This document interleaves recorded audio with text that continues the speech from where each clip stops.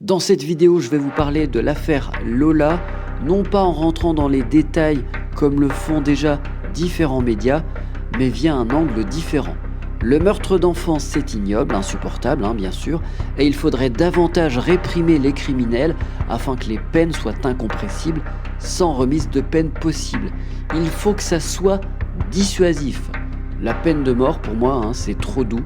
Ce serait trop salvateur pour de tels monstres qui doivent payer et souffrir le plus possible. La récupération politique qui consiste à mettre en lumière la nationalité algérienne de la principale suspecte n'est pas pertinente à mon sens. Le fait d'être algérien pousse-t-il à tuer des enfants ? Le mobile du crime est forcément la nationalité française de Lola.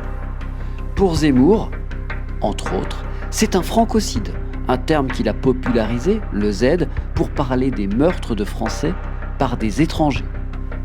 Lorsqu'un Algérien est tué, c'est un algérocide ? Quand un Juif est assassiné, est-ce inévitablement antisémite ? Éloignons les passionnés et réfléchissons entre personnes intelligentes et raisonnables. On ne peut pas lancer ce type d'accusation sans preuve. C'est simpliste.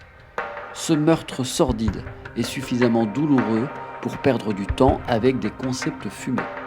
Et puis entre nous, je vais vous faire une petite liste de tueurs algériens pour vous conforter dans cette idée. La voici. Nordal Lelandais, Michel Fourniret, Guy Georges, Francis Holm, Émile Louis, Patrice Allègre.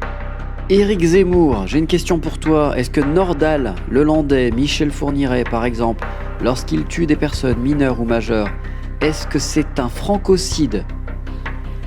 Compliqué de répondre à cette question, quand c'est un Français qui tue un autre Français. Restons sur homicide, ça met tout le monde d'accord, infanticide, féminicide, pourquoi pas. Un fait est cependant indéniable, Dabia B, la principale suspecte, faisait l'objet d'une OQTF, obligation de quitter le territoire français, depuis le 21 août 2022. Les pouvoirs publics sont clairement responsables, car il y a beaucoup trop de souplesse sur ce point. Factuellement, si Dabia B avait quitté la France, elle n'aurait pas pu tuer Lola en France.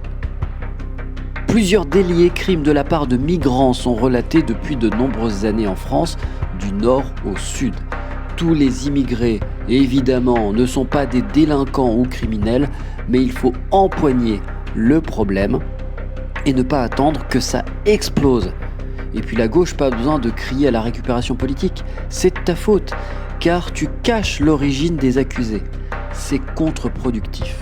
Concernant cette pratique de dévoiler l'identité partielle ou totale des suspects dans les médias, je ne suis pas favorable, quelle que soit l'affaire, quelle que soit la nationalité.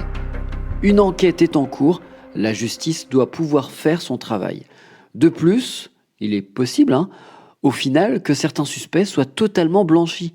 Comment vont-ils ensuite réussir à intégrer la société ? La présomption d'innocence doit toujours exister.